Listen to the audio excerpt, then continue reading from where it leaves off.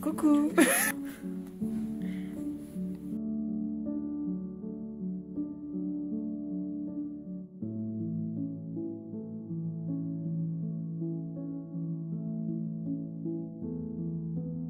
Gabin va nous lire un magnifique document familial. Déjà, on a un document historique qui date de quand, Gabin? Je sais pas, mais je pense que c'est à peu près 1938, c'est ça? 1938 à 1940. De quel membre de ta famille? En fait, c'était le meilleur ami de mon arrière-grand-père. Il était philosophe et du coup, il a écrit une lettre. Voilà. Et à qui a-t-il adressé cette lettre? À Monsieur Hitler, à Adolf Hitler. Eh ben, dis donc, un document historique, moment historique. C'est toujours pareil, oui. Je stresse toujours autant. Il n'y a pas d'amélioration. Non. J'y vais. Bah, je me sens très bien. Oui. Allez, Gabin. Bon, il a tout sourire. C'est ta première finale? Oui. Bon, ça fait quoi d'être en finale? Bah, c'est bien.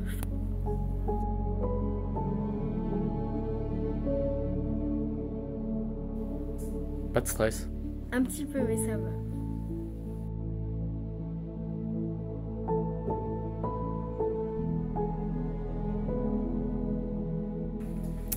Quand tu veux, Eva. Je vais lire Charlie la chocolaterie de Roald Dahl. Ah oui, ça c'est drôle. Tu en as lu d'autres? Oui, j'ai Mathilda. Et alors, celui-là, comment tu l'as trouvé? Je préfère lui que Mathilda. Pourquoi? Bah, je trouve qu'il est plus marrant, il m'a fait un petit clin d'œil.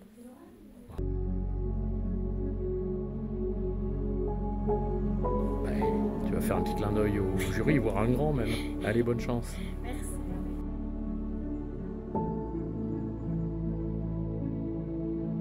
Bon, t'es habitué toi, au final. Plus ou moins stressé qu'avant, les autres fois? Ça va, non. Ça va? Bon, allez, on se retrouve tout à l'heure. Le ton, l'articulation, tu vas pas trop vite. Tu regardes les gens. Allez, vas-y. Chien pour à Paris de Colette Gutmann. Voilà. En fait, l'enfant il a perdu il a perdu ses parents et il doit les récupérer avec chien pourri et chien plat plat. Chien plat plat? Oui. Oula, il n'y a plus d'ongles. Stressée? Ah bon, il n'y a plus d'ongles? Bah stresser c'est normal. Il faut pas stresser, il faut se calmer. C'est pas C'est facile. facile à dire, hein. Ouais. C'est plus facile à dire qu'à faire. Je vais vous lire un extrait de Charlie et chocolaterie de Roald Dahl. Dans ce livre, on parle d'un chocolatier qui veut faire découvrir sa chocolaterie à 5 enfants. L'extrait que je vais vous lire, c'est quand Augustus Gloop, l'un de ses 5 enfants, va tomber dans la rivière de chocolat et va se faire engloutir par un tuyau. « Augustus !» cria Monsieur Wonka. Il bondit et agita sa canne. « Il faut revenir, tu salis mon chocolat !»« Augustus !» cria Madame Gloop. « Augustus !» cria Monsieur Gloop. Mais Augustus faisait la sourde oreille à tout, excepté à l'appel de son énorme estomac. Il était allongé par terre, la tête en bas, lapant le chocolat comme un chien. « Augustus !» hurla Madame Gloop. « Tu vas passer ton sale rhume à des millions de gens aux 4 coins du pays. »« Attention, Augustus !» hurla Monsieur Gloop. « Tu te penches trop en avant. » Monsieur Gloop avait parfaitement raison, car soudain, on entendit un cri perçant et puis un pouf. C'est magnifique. C'est toi qui dessines comme ça? Bah oui.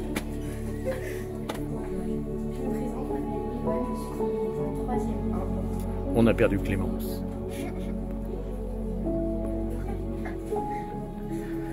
Là, il n'y a plus d'ongles. Il n'y a plus de doigts non plus. La pauvre. Ça va le faire, Clémence, ça va le faire. Le livre que j'ai choisi s'appelle Chien pourri à Paris de Colette Gutmann. C'est l'histoire d'un chien et d'un chat qui veulent visiter Paris. Ils rencontrent un gamin qui a perdu ses parents. Le passage que je vais vous lire est le Métropolitain, où les 3 personnages montent dans le métro pour aller sur le quai de la station Opéra. J'ai perdu ma maman, j'ai perdu mon papa, lance le gamin de Paris. Et t'as perdu ton ticket aussi, j'imagine? Le gamin de Paris a très peur d'aller en prison. Alors, pour attendrir le contrôleur, il montre les 2 seules choses qu'il possède au monde. Son bout d'étoile de mer et le tableau du peintre Manchot. « Qu'est-ce que c'est cette croûte ?» demande le contrôleur. « C'est ma maman !» répond le gamin de Paris. Bah ça va, le stress est redescendu, ça va. Ok. C'est quoi? Quel est le titre du livre que tu nous lis? Tu nous montres? Alice au pays des merveilles de Lewis Carroll. Bon, ben là, ça va être Éléonore au Pays des Merveilles qui va faire une belle lecture. Bah ça va, un peu stressé mais ça va. Bon, Éloane, c'est quoi, la 3e finale? Oui. Oui, la 4e là. La 4e finale. Oui, la 4e finale. T'es une habituée au final. Bon alors, l'an dernier, qu'est-ce qui s'était passé? Bah j'avais pas gagné. L'année d'avant? J'avais gagné. Et en 6e j'avais gagné. Bon, une fois sur deux, donc c'est Voilà. pour aujourd'hui. Qu'est-ce que tu vas nous lire? Je vais lire Jamais plus de Colin Hoover. Ah bah, un grand truc à la mode. Un grand roman à la mode.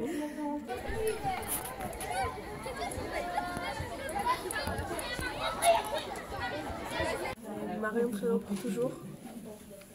Joyeux? Pas trop. Non, pas trop. Dans quel état es-tu? Bien. T'es inconsciente? Oui. Eh bien voilà, Apollon, dit mademoiselle Le Gourdin. Et de nouveau sa voix était sucrée, persuasive, presque onctueuse. Il est entièrement pour toi, ce gâteau. Oh ça va, pas trop stressé, ça va. Je me sens bien. Qu'est-ce que tu vas nous lire? Le Petit Prince de Saint-Exupéry, comme... Ah ça va, hein, c'est juste c'est stressant l'année dernière. Je pense que ça va. Hein. Tu t'es beaucoup entraîné? Oui. Je vais vous lire un extrait du livre Oscar et la Dame Rose, écrit par Eric Emmanuel Schmitt. C'est l'histoire d'un petit garçon qui s'appelle Oscar.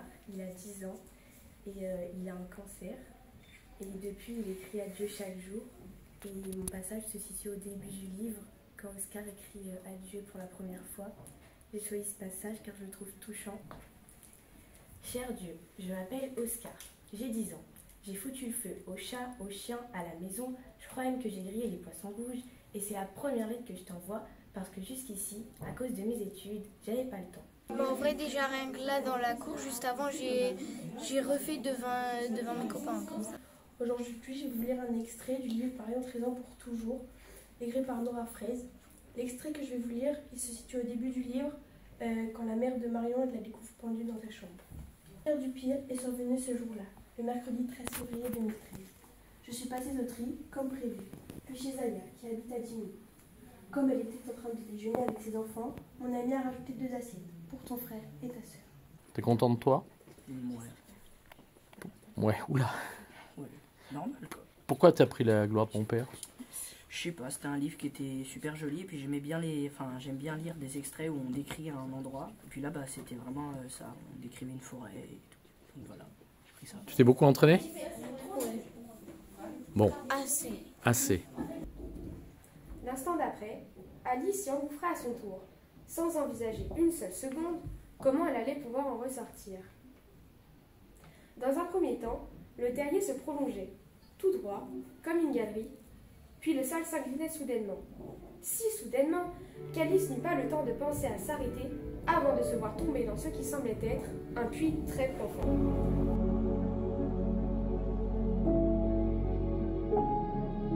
Non, j'ai beaucoup bégayé Ouais. et voilà. T'es pas contente de toi? Non. T'avais mieux lu la première fois? Pour la sélection? C'est que j'ai trouvé long en fait et comme j'avais révisé qu'un passage parce que ça faisait 3 minutes, sauf que du coup je devais continuer, du coup j'arrêtais pas de bégayer. Bon, écoute, on verra. On sait pas ce qu'ont fait les autres. Faut attendre. Allez, on va garder espoir. Le livre que j'ai choisi se nomme Jamais plus. Il a été écrit par Colin Hoover. L'histoire raconte la vie d'une jeune femme, Lily, qui va tomber amoureuse d'un chirurgien, Ryle, qui va se montrer violent avec elle. Mon passage se situe au moment où Ryle frappe Lily pour la première fois. À propos de repas, reprend Ryle, je meurs de faim. Le ragoût! Oh mince! Il se précipite dans la cuisine et je l'y suis. J'entre à l'instant, il ouvre le four et en chasse la fumée avec sa main. Fichu. Ryle attrape le plat à main nue. Ryle, prends un! Mince! Un gant!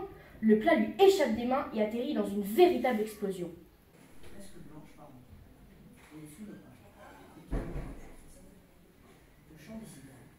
Bon, Nolan, Je le sens bien quand même. voilà, t'es parti sous la table. Bien. Et le chat et le chien, ils ont aimé Paris? Bah apparemment oui. Bon, on va voir si le jury a aimé. Nolan. Aujourd'hui, je vais vous lire un extrait de Élisabeth, princesse à Versailles, tome 1. C'est l'histoire de Élisabeth, la petite fille du roi Louis XV. Elle vit plein d'aventures avec ses amis. Et le passage que je vais vous lire, C'est quand elle énerve tellement sa gouvernante qu'elle va avoir une sous-gouvernante et ça lui plaît pas du tout. La porte s'ouvrait. Elle se leva en hâte, le cœur battant. « Que manigancez-vous » demanda la gouvernante en flairant, tel un chien de chasse, une nouvelle bêtise. Oui, ça va, ça va. Au début, j'ai pris le train, je me suis dépêchée et après, j'ai calmé le rythme, ça allait mieux. Donc, début oui, à la fin, moyen. T'as géré le stress? Oui, ça va, ça va. Bon, tu penses que ça va le faire? Moyennement.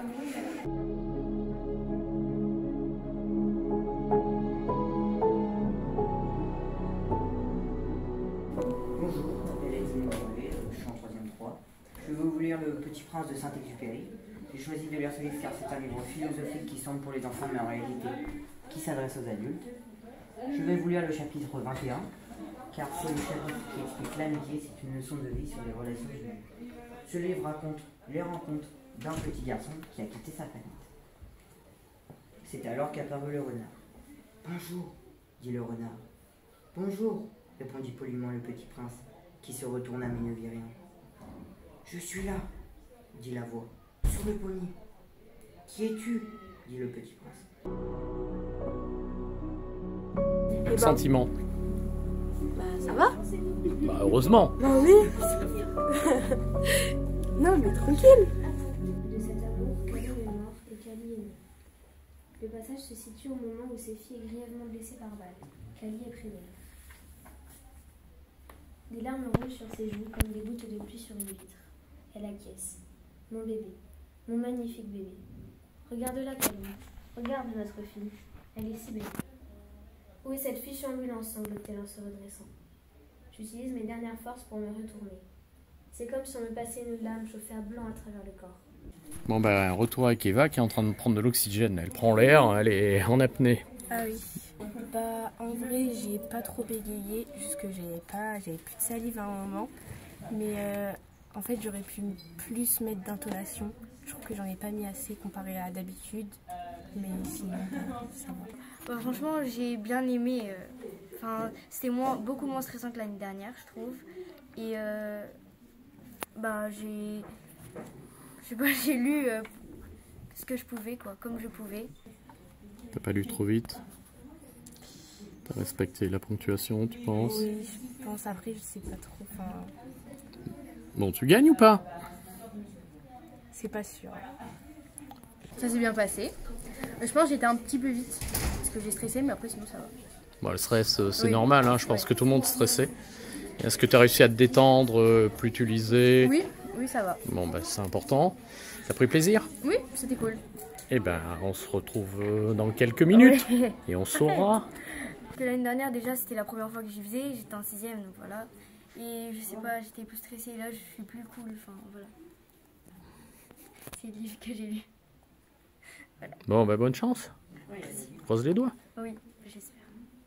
Je vais vous présenter un extrait de La gloire de mon père de Marcel Pagnol.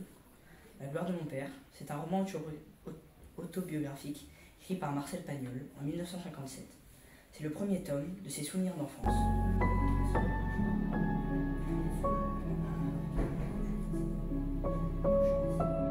Dans ce passage, Marcel Pagnol évoque une randonnée en famille dans les collines provençales.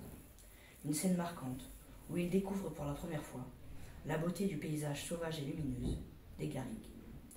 Est-ce que le jury est tombé dans le chocolat? Non? Nous marchions depuis plus d'1 heure, et le sentier montait toujours. Ma mère portait Paul sur son dos. Et de temps en temps, mon père se retournait pour voir si nous suivions bien. Est-ce que tu es contente de ta prestation? Oui, j'ai juste un peu bégayé à la fin. Mais sinon, ça allait.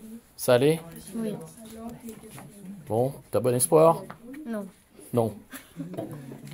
C'était bien, j'ai écorché un mot au tout début, mais sinon ça s'est bien passé. Je vais vous lire un extrait du roman Les enfants de la résistance, réadapté par C.C. Jugla. Mon extrait se passe pendant la guerre de 39-45, lorsqu'un soldat allemand détruit le monument aux morts avec sa remorque. Un silence de mort tombe sur l'assemblée. Les visages se figent. Soudain, un murmure celui de Paul le cantonnier. Les salauds, ils l'ont fait exprès. L'exciter, oui, mais pas le conducteur, l'interrompt Octave, son voisin. À côté d'eux, Lucien, enfermé, ordonne d'une voix tremblante. Taisez-vous, voyons. Tous les yeux se tournent vers le chauffeur, qui sort du camion et hurle sur son collègue. Hans, das hast du mit Abschiss gemacht? Natürlich, lui répond l'autre en riant.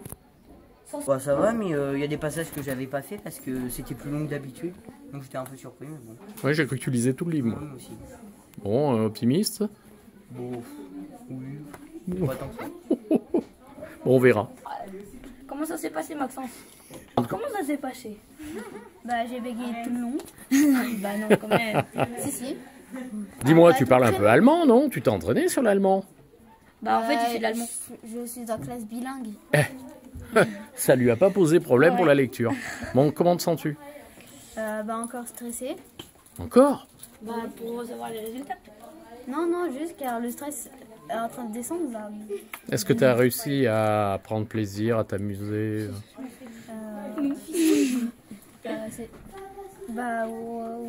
Ça va. Oui, ça va, t'es vivant, Maxence, c'est le plus important. C'est vrai, tu t'en es sorti vivant au moins. Oui, au moins. Tu peux nous parler de cette lettre? Est-ce que tu connaissais l'existence d'une telle Non. lettre? Tu l'as appris comment? Je sais, en fait, c'est mon arrière-grand-mère qui a donné ces lettres à mon frère. Et du coup, bah, depuis ce jour, on ne sait pas vraiment. Enfin, elle nous les a passées, donc voilà. C'est le meilleur ami de mon arrière-grand-père. D'accord. Et du coup, bah, le mari à mon arrière-grand-mère, bah, du coup, voilà. Et bah, il lui a passé, et du coup, mon arrière-grand-mère me les a passées. Et il y en a beaucoup de lettres comme ça? Oui. Et tu les as lues quand? Oh, je sais C'est pas, récemment ça fait longtemps. que- Non, ça doit faire un an, 2 ans qu'elle nous les a données. Sacrée lettre. Hein. Oui. C'est un document, ça. Hein. Bah oui. Et aujourd'hui, je vais vous lire une lettre écrite par le meilleur ami de mon arrière-grand-père, qui était philosophe. Mon passage se situe au début de cette lettre, destinée à Adolf Hitler. Cette lettre raconte l'émancipation de cet auteur face au nazisme. Monsieur Hitler, je m'en vais, monsieur, las de porter le harnais de mort que je vous rends, à cheval sur les 2 pays latins, de la France et de l'Espagne, suspendu à la crosse de votre fille. J'ai fait la campagne de France au service de votre éclair dévastateur. J'ai fait la terrible campagne d'hiver en Russie, plus celle de Stalingrad. Celle-ci à reculons, le panache en dedans, la bouche close, pleine d'amertume et veuve d'espace vital.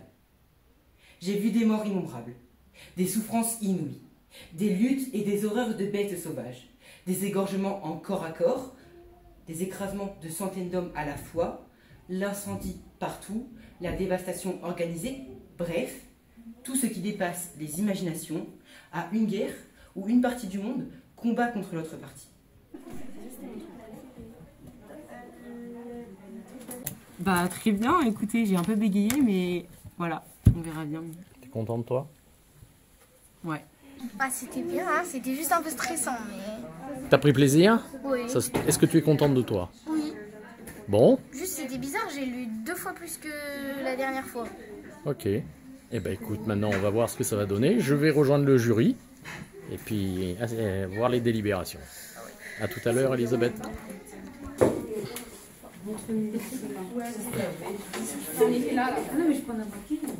Bien, alors Madame Pichon va vous remettre le diplôme, niveau 6e, meilleur lecteur aujourd'hui. On va mettre le prix au 6e à Nolan Griffet, parce qu'on a bien aimé Le Chien Pourri et Chaplapla.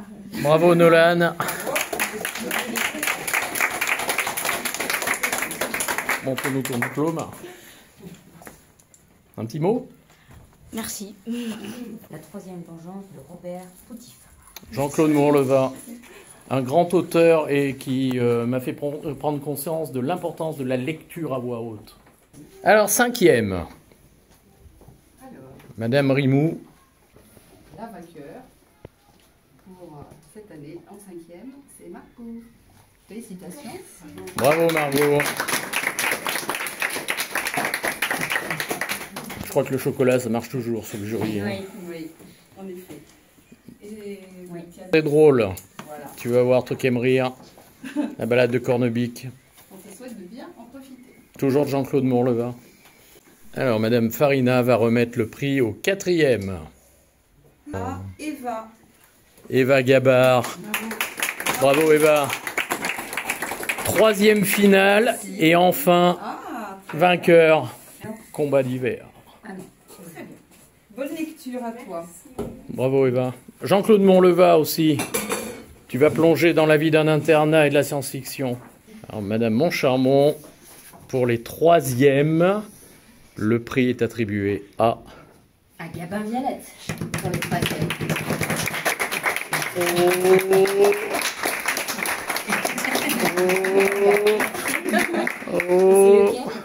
Oui, c'est le blanc. C'est le blanc? Oui. Félicitations. Fais voir ta pupille. Bravo Gabin. Merci. Alors un livre, montre-nous, en cadeau, terrienne. Et alors, prix spécial du jury, déclaré meilleur lecteur. Le gagnant des gagnants du Collège de Saint-Germain-des-Fossés, cette année 2025, et... Margot Deschaumet.